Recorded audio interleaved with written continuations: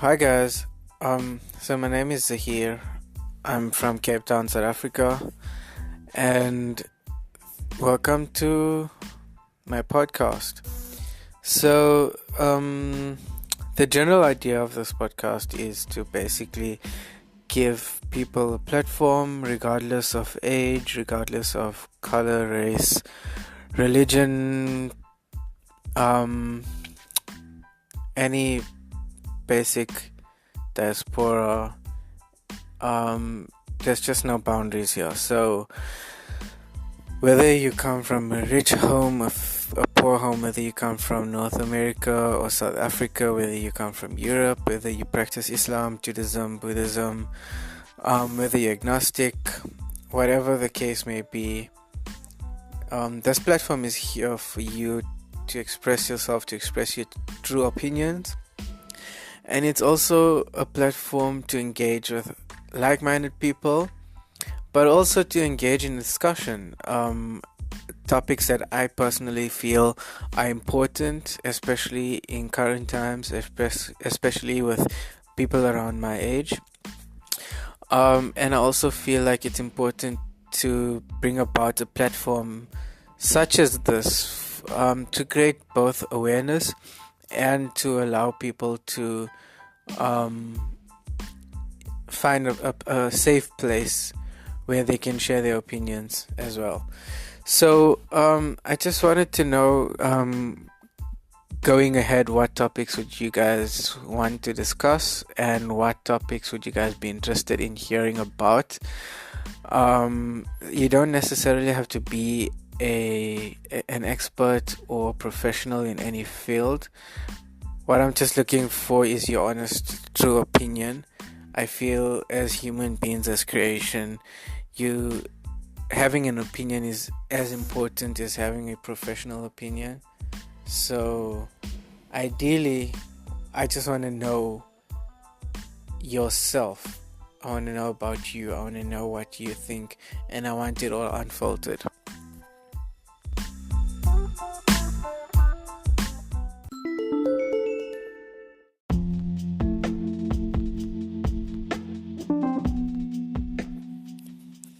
I guess the one pressing topic that has been on my mind this week has to do with purpose.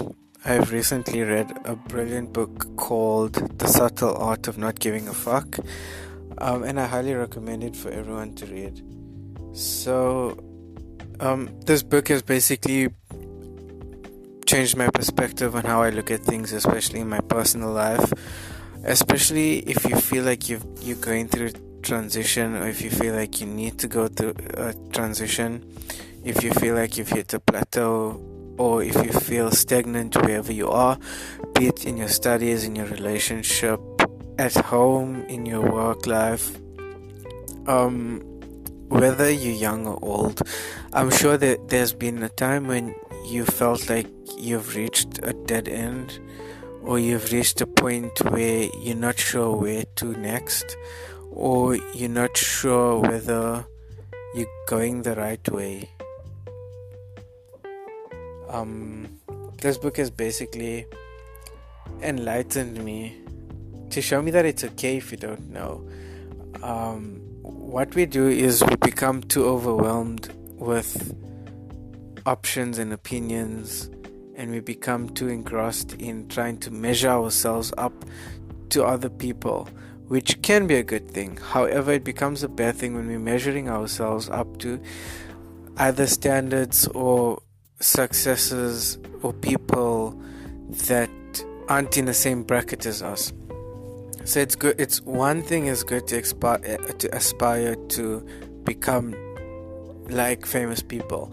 It's good to aspire to be like Lionel Messi or Cristiano Ronaldo, Steve Jobs, Richard Branson, etc., etc. That's one part. The other part is if you're measuring yourself up to them, that's where the problem comes in.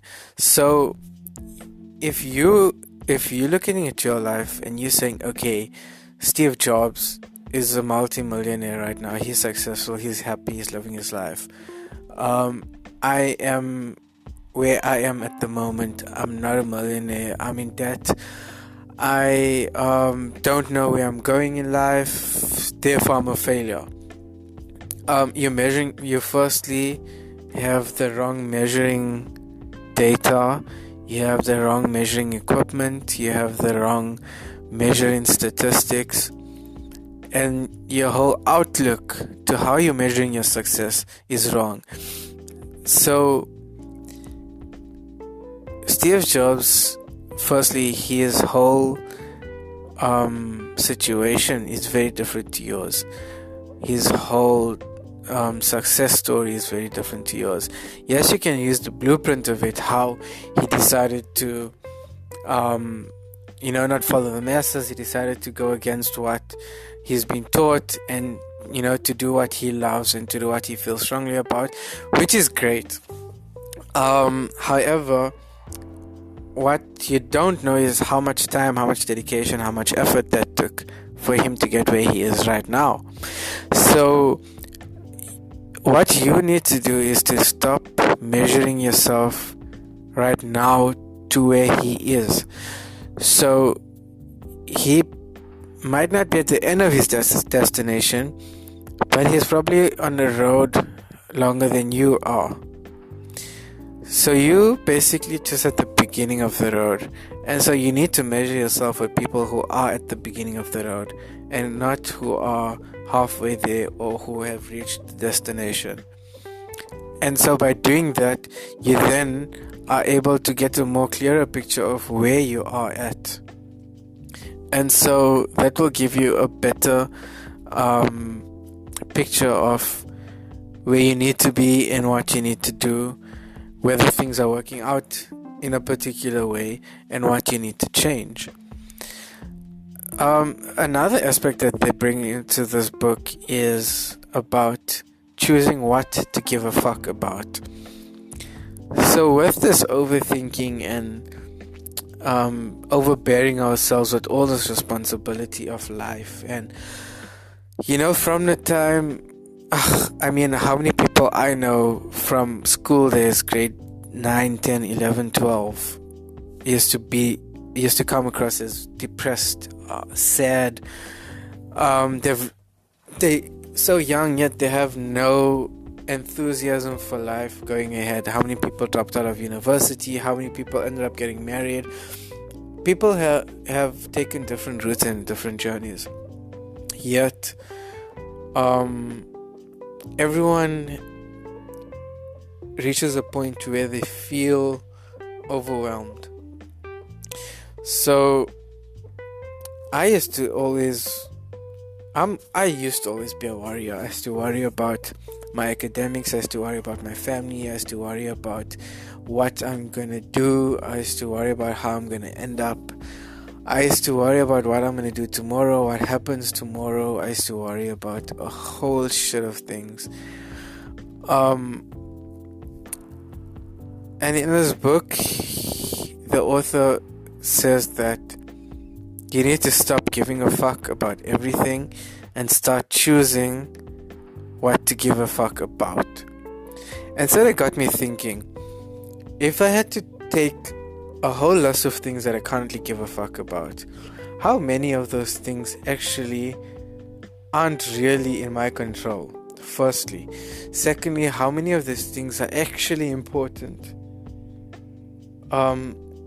Do they have a big impact on me? Or does it just seem like it does? Does it have a big impact on my life? Or have I just made it something big? Eventually I came down to a list of about 4 or 5 things that I can actually give a fuck about, that I can actually control. My family, I can give a fuck about them. If someone fucks with my family, obviously I have to worry about that. I have to worry about their well-being. I have to worry about, their concern.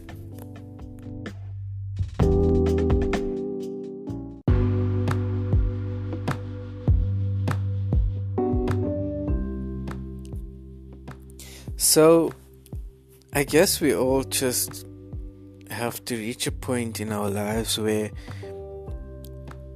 well, it's not even a point in our lives, it's more a mindset in our lives where we have to start realizing that there's certain things that are not in our control, and there's certain things that are in our control. And the things that are not in our control are beyond us. Whether you believe it's in God's control, whether you believe it's in the universe's control, whether you believe it's in some higher deity, higher form, or just fucking, it's just there. The point is that there's certain things that are in your life that you are able to control. How you react to someone else getting angry, how you react to heartbreak, how you react to someone else disrespecting you, that is in your control. You can choose whether to react negatively or positively. You choose how you live your life. You choose how you react to obstacles in your life. Not to go into too much detail about any esoteric or fighting your ego and that kind of shit, but the topic today is about discovering your purpose.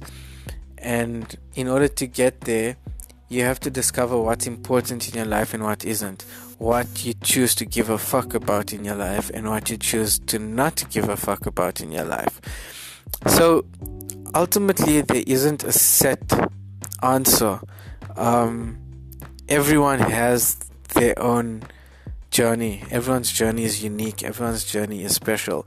And so the first thing that you should stop doing is comparing yourself to other people. Comparing yourself to more successful people, to better looking people, to more skillful people. And start focusing on yourself. Start focusing on your good attributes. Start focusing on things that you're good at, things that you feel you are better at than others, things that will enhance your positive approach to life. And then you start giving a fuck about that. You start focusing on that. You start improving on that. You start thinking about ways in which you can contribute to life, because you're not an isolated object in this universe. Whether you like it or not, you're not only one among 7 odd billion. You're one among trillions and trillions of billions of creation. It's not just human beings that are on in this planet. There's insects, there's animals, there's plants, there's trees, there's bacteria, there's fungi, there's stars. Everything is connected. It's proven scientifically, it's discussed religiously, it's in folklore. So your realization is to come to finding out about what you're good at, finding out about how you can use what you're good at to contribute to life. It can be you leaving a legacy behind in terms of money, or in terms of your name.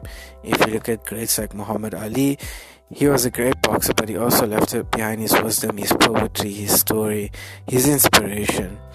If you look at the likes of Stephen Hawking, if you look at the likes of Albert Einstein, if you look at the likes of many great people who have long passed on, their name still echoes through history because of their contribution to society and to life as a whole.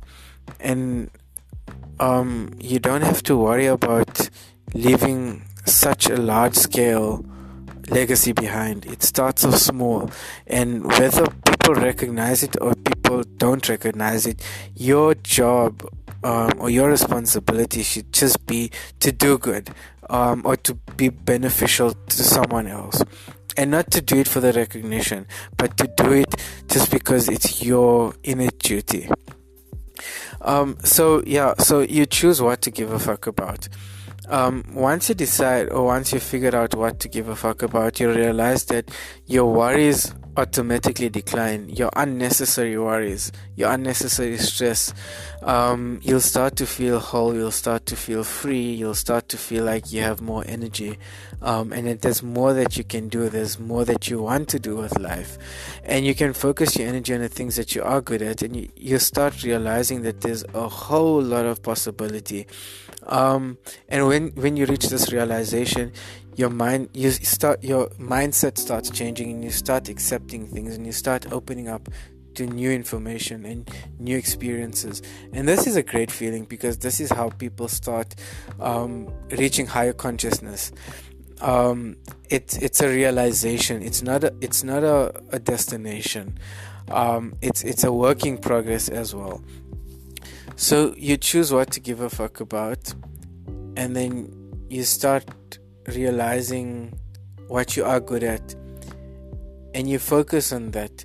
I know the one issue that a lot of people in my community have is that they often end up doing things that they don't like, and it's not because of their own decisions. It's rather because of their families, their parents, circumstances, situations. There's various factors that play into that, and so they end up doing things that they're not very good at, or things that they're not very happy with, but they're content and they settle. And that's okay on one hand. Not everyone has the opportunity to just drop out of college and open up a business. Not everyone has the means to just drop their current job and go ahead and start writing a book or start traveling the world. Circumstances play a very important role in your life, and the one thing that I need to get out there is that regardless of where you are at the moment, whether you're happy or whether you're not happy, you shouldn't lose that goal or the dream of wanting to do what makes you happy. So if you became an engineer because your parents wanted you to become an engineer, but you want to be a singer, don't give up on your dream. Finish that engineering degree. It will help you. Finish that medical degree. Finish that accounting degree. If you're in a job that sucks, just bear with it for the time being, until you reach a point where you are able to focus on your dreams. On one hand, just letting go of everything and going head first to follow your dreams is great. It takes a lot of courage. It takes a lot of bravery. Not everyone can do that, and not everyone who does do that ends up being successful. On the other hand, by trying to please both people who make your decisions for you and yourself, you're going to have clashes, obviously. So the one thing you need to realize is, how important is something to you? How important is it to fight for something that you love, or to fight for something that will make you happy? A lot of the times we don't do that. A lot of the times we rather avoid confrontation, especially with our parents, and for various reasons, right? And I understand that a lot of people have parents that have old school mentalities, and that's a challenge for us as well. And that's what I want to bring out to you guys, is that yes, we understand that there's a huge gap, especially between our parents and us in this new, it's to be honest, the era that we're in has made so much advancements that your parents can't comprehend. When they were younger, the most advanced thing they had was probably cars, cell phones, computers, compared to their parents. I mean, now we've already reached a point where we're trying to colonize Mars. We have equipment that can let us see billions of years into the past, and billions of kilometers away from us. We have the ability to communicate from small devices on our hands. I mean, who the fuck thought we'd ever reach this? Who knows what someone might come up with tomorrow? The point is to go ahead and do what makes you happy. we all know that life is short. We've all lost people that we love. At some point, you have to realize that life is what you make of it. If you're gonna rather spend your life making someone else happy to the expense of your own happiness, you're gonna lead a very depressing life. And I firmly believe that life is meant to be enjoyed. Life is meant to be a happy experience, regardless of whatever religious views you hold. And the one way to do that is to perhaps make an attempt, at least, to find something you're good at and to do it. Even if it's part-time, even if it's just as a hobby, but do it regardless of what your primary source of income or your primary source of happiness is. And when you make that conscious effort to do what you love, then you'll start feeling the positive effects of that in things that you don't enjoy so much. And if it comes to things like challenging your family or challenging cultural norms and stuff, you do that, but you do that in a respectful way. And that's another thing that I want to get into, is that we've reached a point in our lives where we feel misunderstood. We feel as if we're alone, and that older generations don't understand us, and that they don't want to understand us, and that they don't want to hear us out. And that may be true. That may be the case.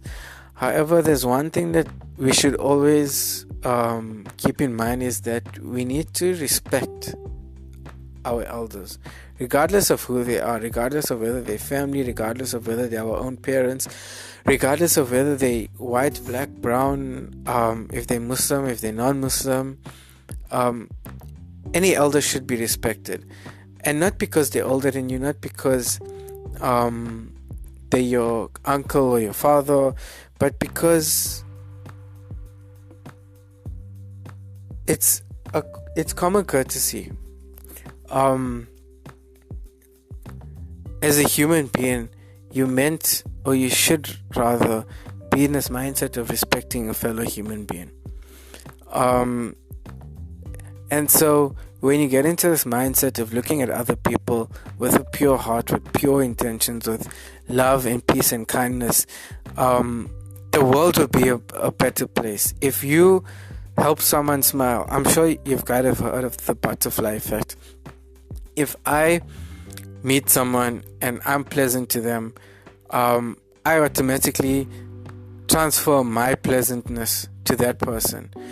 That person might have had a bad morning or a bad day, and suddenly someone showed them, kindness out of nowhere. That will elevate their spirits, and that will pass on to someone else. And so that's the key, is that regardless of who you meet and what status, whatever, whether the person's richer than you or poorer than you, you show them respect, you show them kindness, you show them love. And you need to do this especially for your elders. And so when it comes to things like fighting for something you love, you need to get into a mindset of doing this in a constructive way. Yes, Dad, I know you want me to finish this engineering degree, but I love photography, and I think you should hear me out. He might not hear you out. He might, be set in his ways. And you should forgive him for that. You should forgive your elders for that. They come from a different time. We're in an age of enlightenment on a whole different level. And so we are, in a lot of ways, we are more privileged. And this gives us more responsibility. And whether you like it or not, I feel like it's our duty to be more understanding, because we have all this knowledge and all this information that's available to us.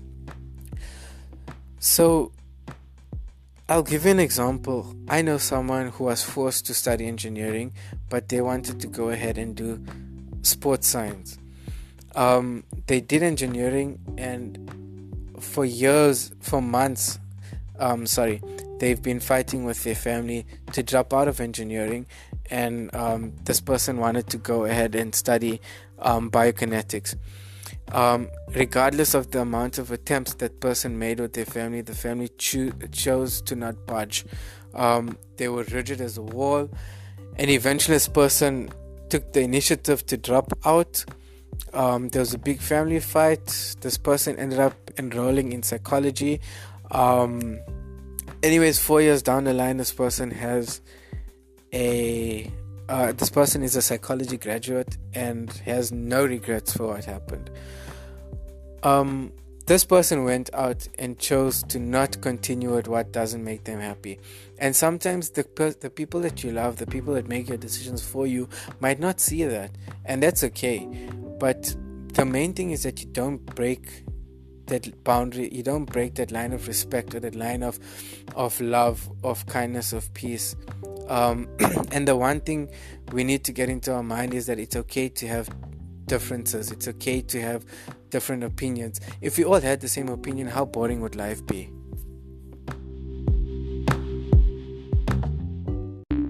The podcast you just heard was published with Anchor. Got something you want to say to the creator of this show? Send them a voice message using the Anchor app, free for iOS and Android.